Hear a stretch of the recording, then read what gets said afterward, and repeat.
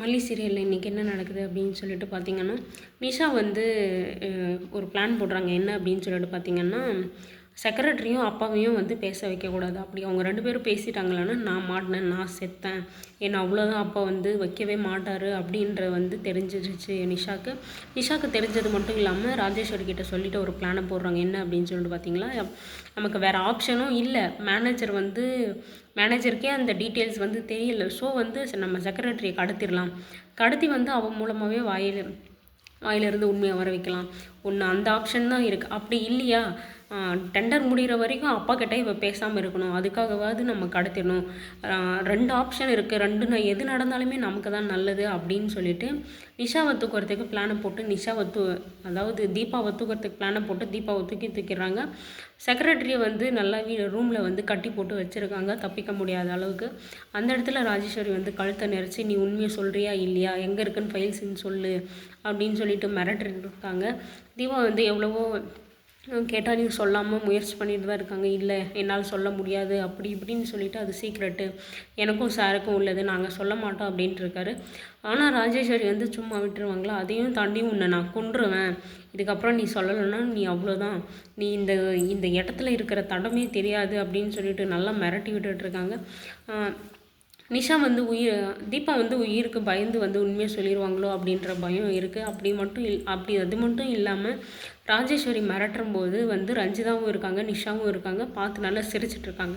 இப்போ வந்து யார் யார் திருட்டுத்தனம் பண்ணுறாங்க அப்படின்றது வந்து செக்ரட்டரிக்கு நல்லா தெரிஞ்சிருச்சு.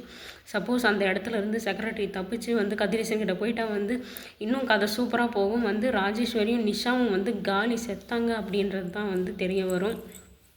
அப்படியும் நடந்தால் நல்லா தான் இருக்கும். ஆனால் வந்து கதை அப்படி கொண்டு போவாங்களா அப்படின்னு சொல்லிட்டு தெரியல. ராஜேஸ்வரியும் நிஷாவும் ஒன்று சேர்ந்துருக்காங்க, ஒன்றா வந்து டெண்டரை வந்து தூக்கிறதுக்கு பிளான் போட்டிருக்காங்க அப்படின்ற விஷயமாவது கதிரேசன் காதுக்கு போகணும் அப்படின்னு சொல்லிட்டு தான் நான் நினைக்கிறேன். இதை இந்த மாதிரி கொஞ்சம் எடுத்துகிட்டு போனால் வந்து கதை பார்க்குறதுக்கு இன்ட்ரெஸ்ட்டாக இருக்கும். ஏன்னா வந்து என்னன்னா, தப்பு செய்கிறவங்க எப்பயுமே மறைஞ்சிட்டே போயிட்டுருக்காங்க. இவங்களை கண்டுபிடிக்கணும் அப்படின்னு சொல்லிட்டு முயற்சி பண்ணிவிட்டு எவ்வளவோ பண்ணிகிட்ருக்காங்க. அது வந்து நடக்கவே மாட்டேங்குது. என்ன அப்படின்னு சொல்லிட்டு தெரியல. ஒருவேளை வந்து நெகட்டிவ் கேரக்டருக்கு ரொம்ப நாள் எழுதிட்டு போனால் கதை நல்லாயிருக்கும் அப்படின்னு சொல்லிட்டு நினச்சிட்ருக்காரோ என்ன தெரியல. இல்லை, இப்போ மல்லிக்கான அந்த கேரக்டரே வந்து ரொம்ப குறைஞ்சி போச்சு. மல்லியை வந்து காட்டுறது கம்மி, ஃபுல்லாக ரேணுகாவை தான் காட்டுட்டு இருக்காங்க. அது நமக்கே பிடிக்கல, நமக்கே டென்ஷன் ஆகுது. என்ன இப்போ செத்த கேரக்டரை வந்து கூட்டிகிட்டு வந்து இவ்வளோ நாள் ஓடிட்டுருக்கீங்களே அப்படின்ற கேள்வி எனக்கே வருது, ஆடியன்ஸுக்கும் வரும், கண்டிப்பாக வரும். ஸோ சீக்கிரமாக வந்து ரேணுகாவை வந்து வெளியே கொண்டு வரணும். அந்த பிளானில் வந்து மனோகர் எடுத்த முயற்சியில் வந்து அதுவும் போயிடுச்சு. பெண்ணு இருக்கிற கேமரா வந்து ரேணுகா வந்து உடச்சி போட்டுட்டாங்க. அது மட்டும் இல்லாமல் அவங்க சொன்ன மாதிரியே வந்து நர்ஸ் வந்து கால் பண்ணி மல்லிக்கிட்ட பேசிகிட்டு இருக்காங்க, ஹாஸ்பிட்டல் கூட்டிகிட்டு வாங்க, அதுவும் இன்றைக்கே வரணும், இப்போவே வரணும் அப்படின்றதெல்லாம் இன்டிமேஷன் சொல்லிகிட்டு இருக்காங்க. இப்போ வந்து ஹாஸ்பிட்டலுக்கு வந்து யார் கிளம்பிட்டு இருக்காங்க அப்படின்னு சொல்லிட்டு பார்த்திங்கன்னா, மல்லி, கதிரேசன், ரேணுகாவும் கிளம்பிட்டுருக்காங்க ஹாஸ்பிட்டலுக்கு. ஏன் விஜய் வந்து வேலை இருக்குது அப்படின்னு சொல்லிட்டு கிளம்பிட்டாரு. விஜய் வந்து வேலைக்கு போயிட்டுருக்க டைமில் வந்து கார் வந்து இடிச்சிருது. விஜய்க்கு எப்போ பாரு ஏதாவது ஒன்று நடந்துகிட்டே இருக்குது, ஆக்சிடெண்ட்டு.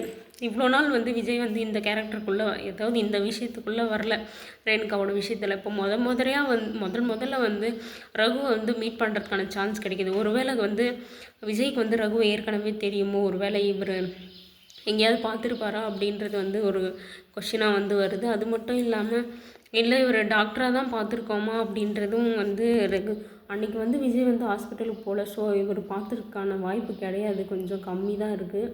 அது மட்டும் இல்லாமல் ரகுவை வந்து எப்படியாவது வந்து விஜய் வந்து ஹாஸ்பிட்டலுக்கு போக விடாமல் வச்சுருக்கணும். அதுதான் வந்து நான் எதிர்பார்க்குறேன். ஏன்னா வந்து ரகு ஹாஸ்பிட்டல் போனால் தான் சாவி எடுக்க போகிறாரு. ரகுவை தவிர வேறு யார்கிட்டையும் வந்து ரேணுகா வந்து சாவி கொடுக்க மாட்டாள். ஏன்னா வந்து வேறு யாரையும் நம்பவும் முடியாது. அதுவும் இல்லாமல் அவங்க கொடுப்பாங்களா அப்படின்றது நமக்கு சந்தேகம் தான். இப்போ ஹாஸ்பிட்டலில் வந்து ரேணுகா வெயிட் பண்ணிகிட்டு இருக்காங்க. ரகு வந்து இன்னும் வரல. ஏன்னா வந்து ரகு வந்து இங்கே மாட்டிகிட்ருக்காரு. ஸோ வந்து ரகு வந்து போகாமல் தடுக்கிறதுக்கு இது ஒரு நல்ல சான்ஸ் விஜய்க்கான. விஜய்க்கு இந்த விஷயம் எல்லாம் தெரியாதே, அவர் எப்படி தடுப்பார் அப்படின்னு சொல்லிட்டு தெரியல.